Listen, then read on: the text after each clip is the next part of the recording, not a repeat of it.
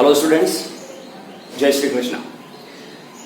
Chapter हमने start किया था समरूपता, एक बहुत ही बढ़िया चैप्टर है और इसके लेक्चर 1 में हमने डिस्कस की थेल्स प्रमेय और थेल्स प्रमेय की विलोम।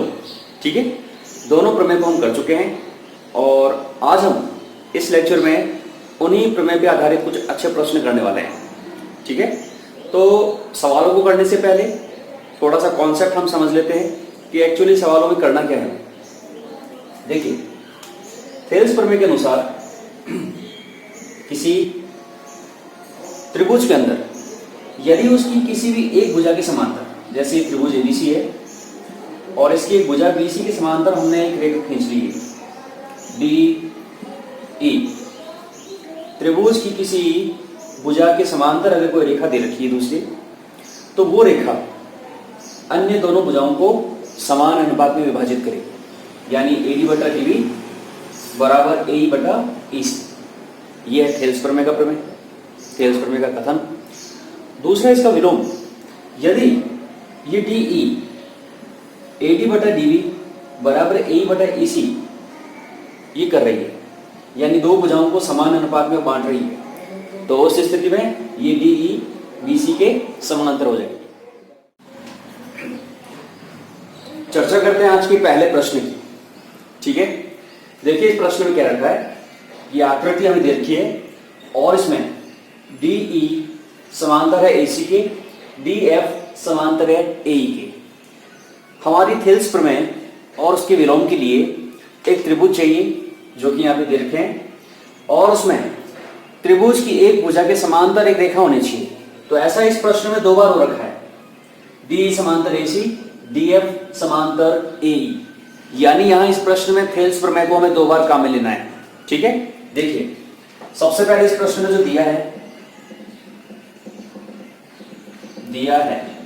क्या दिया है चित्र में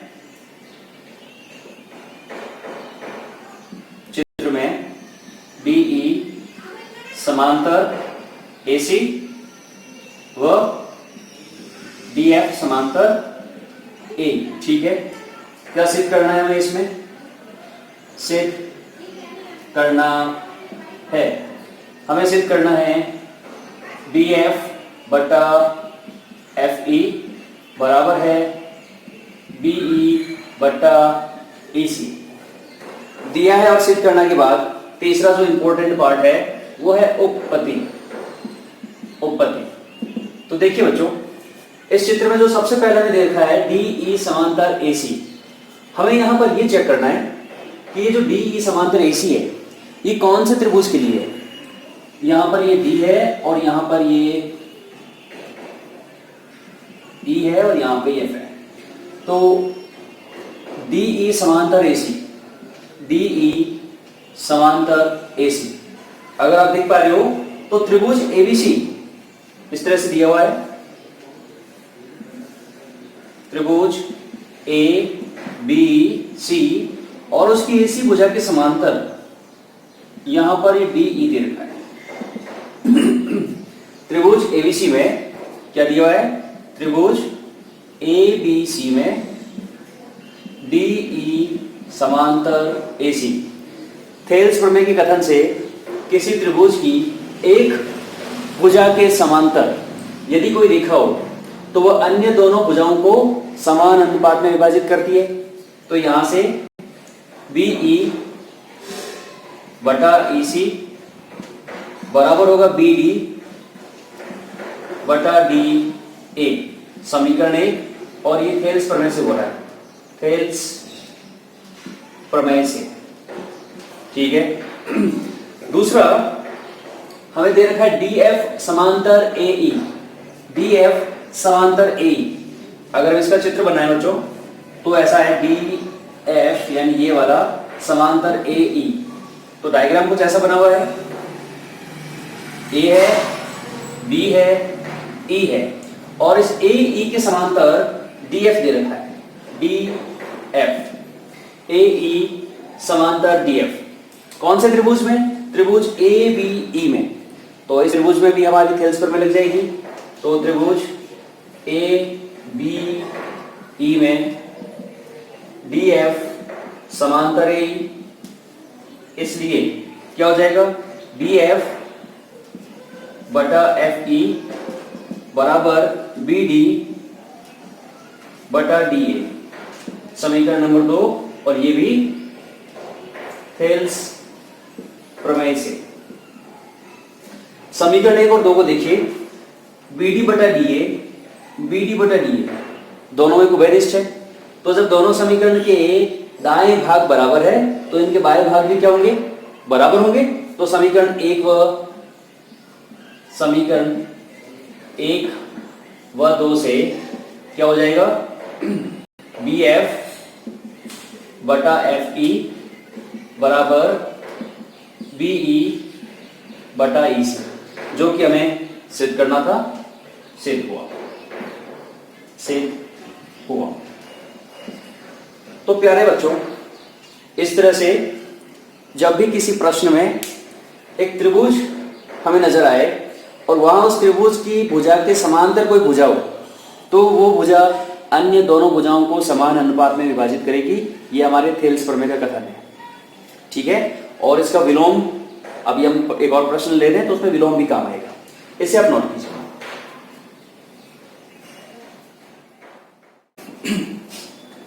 प्रश्न संख्या 2 डिस्कस करते हैं। एक चित्र में दे रखा है और इस चित्र में हमें क्या रखा है, डी ई समांतर ओ क्यू। ये जो डी ई है ये समांतर है ओ क्यू के। तो थेल्स प्रमेय पे आधारित जो सवाल आएंगे बच्चों, वहां पर निश्चित तौर पे ऐसा आपको एक संबंध दे रखा होगा। जितने संबंध दे रखे होंगे उतनी बार थेल्स प्रमेय काम आएगी। जैसे यहाँ डी ई समांतर ओ क्यू, डी एफ समांतर ओ आर, और सिद्ध भी करना है ई एफ समांतर क्यू आर, यानी यहां पर टोटल 3 बार थेल्स प्रमेय या उसका विलोम काम आएगा। सबसे पहले क्या दिया है, यहां पे दिया है आपको चित्र में डी ई समांतर ओ क्यू और डी एफ समांतर ओ आर। क्या सिद्ध करना है,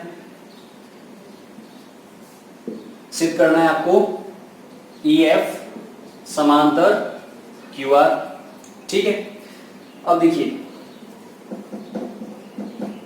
उत्पत्ति, सबसे पहले आपको दिया है डी ई समांतर ओ क्यू।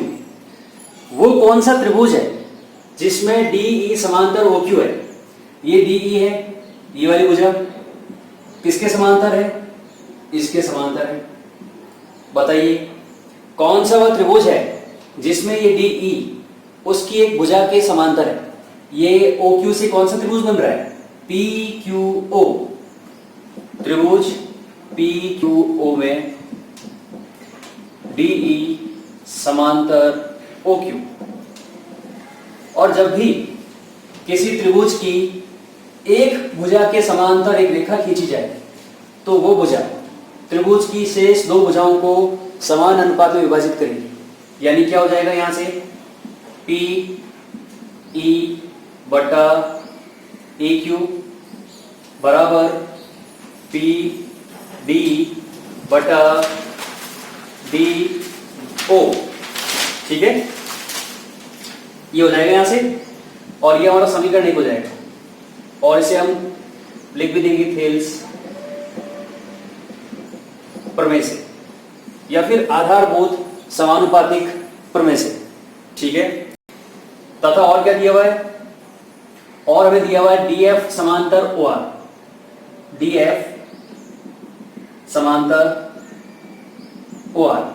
कौन से त्रिभुज में? पी ओ आर में। त्रिभुज पी ओ आर में डी एफ समांतर ओ आर। और जब किसी त्रिभुज के अंदर उसकी एक भुजा के समांतर एक रेखा खींची जाए तो वो अन्य दोनों भुजाओं को समान अनुपात में विभाजित करेगी। यानी क्या हो जाएगा बताइए? पी डी बटा डी ओ बराबर पी एफ बटा एफ आर। समीकरण 2 ये भी थेल्स प्रमेय से। समीकरण 1 और 2 को देखिए, इसमें पीडी बटा डी हो, इसमें भी पीडी बटा डी हो, पीडी बटा डी हो इसके बराबर, यहां पर ये इसके बराबर, तो समीकरण 1 और 2 से क्या हो जाएगा, समीकरण 1 व 2 से पीई बटा ई क्यू बराबर आएगा पी एफ बटा एफ आर। ठीक है, और अब ये देखिए ये संबंध कहां पर है, पीई बटा ई क्यू, पीई बटा ई क्यू बराबर पी एफ बटा एफ आर, ये बटा ये बराबर ये बटा ये, कौन से त्रिभुज में हो रहा है, पी क्यू आर में।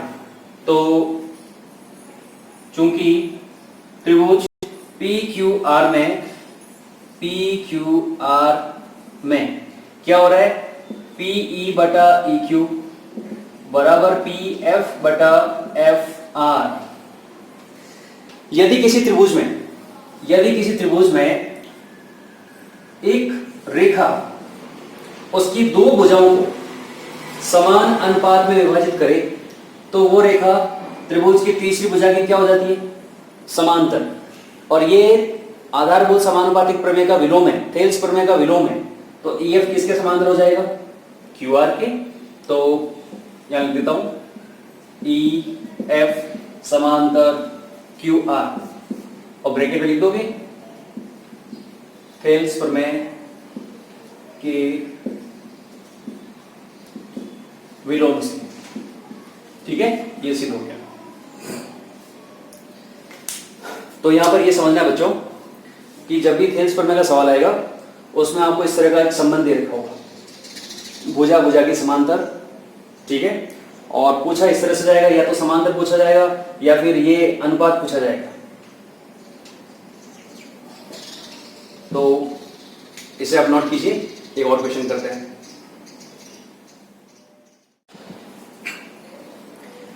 नंबर 3, फिर से एक बार चित्र दे रखा है और इस चित्र में हमें कहा है O P O Q O R, centre में इसमें ओ रखा है। बड़े वाले त्रिभुज की तीन शीर्ष पी क्यू आर से OP O Q O R पर स्थित बिंदु ए बी सी इस प्रकार से है। सबसे पहले आपको दिया है लिखना है, तो चित्र में क्या दिया हुआ है आपको, ए बी समांतर पी क्यू, ए बी समांतर पी क्यू, और क्या दिया हुआ है, ए सी समांतर पी आर। ठीक है, क्या सिद्ध करना है, सिद्ध करना है बी सी समांतर क्यू आर। ठीक है, कुछ वैसा ही जैसा कि पिछले सवाल में था। सबसे पहले देखिए, ए बी समांतर पी क्यू, ए बी ये वाली साइड है, किसके समांतर है, पी क्यू के, इसके समांतर है। कौन से त्रिभुज में बताइए, ये भुजा इसके समांतर कौन से त्रिभुज में है, पी ओ क्यू में। देख पा रहे हो, पी ओ क्यू की भुजा पी क्यू के समांतर ए बी है। तो हम लिखेंगे त्रिभुज पी ओ क्यू में ए बी समांतर पी क्यू। इसलिए यदि किसी त्रिभुज की एक भुजा के समांतर कोई रेखा खींची जाए तो वो शेष दो भुजाओं को समान अनुपात में विभाजित करेगी। यानी अगर ये ए बी इस पी क्यू के समांतर खींची गई है तो वो इस भुजा ओ पी और ओ क्यू को समान अनुपात में विभाजित करेगी। तो क्या आएगा, ओ ए बटा ए पी बराबर ओ बी बटा बी क्यू, समीकरण 1। और यहां लिख दीजिए थेल्स प्रमेय से। ठीक है, दूसरा AC समांतर पी आर। AC कहां है भाई, ये AC पी आर के समांतर है, इसके समांतर है। ये लीजिए, कौन से त्रिभुज में, त्रिभुज O P O R, P O R के अंदर इसकी भुजा पी आर के समांतर AC है। तो त्रिभुज पी ओ आर में AC समांतर पी आर, इसलिए थेल्स प्रमेय से क्या हो जाएगा, ओ ए बटा ए पी, ओ सी बटा सी आर, समीकरण 2, और ये भी थेल्स प्रमेय से। समीकरण 1 व 2 से, 1 व 2 से देखिए दोनों के अंदर ओ ए अपन A P, O A upon A P बराबर है, इसका मतलब ये वाले भाग बराबर हो जाएंगे, तो ओ बी बराबर ओ बी बटा बी क्यू बराबर ओ सी बटा सी आर, यानी यहां पर कुछ भुजाओं का अनुपात बराबर आ रहा है। देखिए कौन से त्रिभुज में आ रहा है, ओ बी, कहां है ओ बी, ये वाली भुजा बटा बी क्यू, ये वाली भुजा, ये बटा ये बराबर ओ सी बटा सी आर। तो ये कुछ इस त्रिभुज की बात कर रहा है। देखिए इस त्रिभुज में ये बटा ये और ये बटा ये कब होता है, जब ये वाली भुजा बीसी इसके समांतर होती है, और ये है आधारभूत समानुपातिक प्रमेय का विलोम। तो कौन सा त्रिभुज है, क्यू ओ आर, तो त्रिभुज क्यू ओ आर में बी ओ बटा बी क्यू बराबर, ओ भी लिख दो, ओ बी बटा बी क्यू बराबर ओ सी बटा सी आर, यह रखा है, इसलिए क्या हो जाएगा, बी सी समांतर क्यू आर, और ये थेल्स प्रमेय की विलोम से। ठीक है, तो हम देख पा रहे हैं बच्चों कि जब भी सवाल के अंदर त्रिभुज की बात होगी, भुजा के समांतर भुजाएं दे रखी होगी, तो वहां पर थेल्स प्रमेय काम आएगी। ठीक है, तो पॉज करके इसे नोट कीजिए।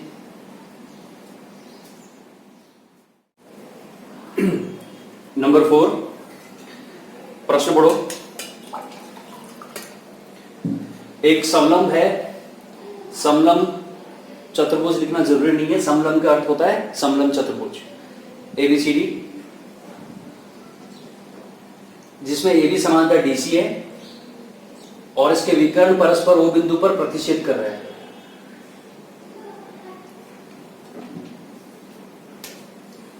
कुछ ऐसी आकृति बनेगी।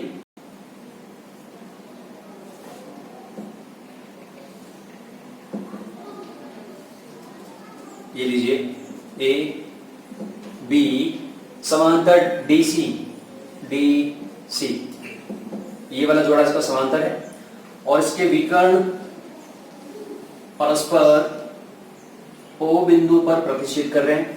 ठीक है, दर्शाइए AO बटा BO बराबर CO बटा D।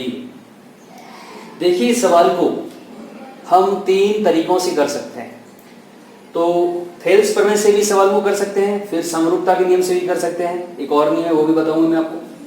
अभी हमारा जो टॉपिक चल रहा है वो आधारभूत समानुपातिक प्रमेय चल रहा है, तो इसी से इसको करते हैं। और इससे करने के लिए हमें ये पता है कि हमें भुजाओं का अनुपात चाहिए, और भुजाओं का अनुपात तभी आएगा जब किसी त्रिभुज के अंदर उसकी एक भुजा के समांतर एक रेखा हो।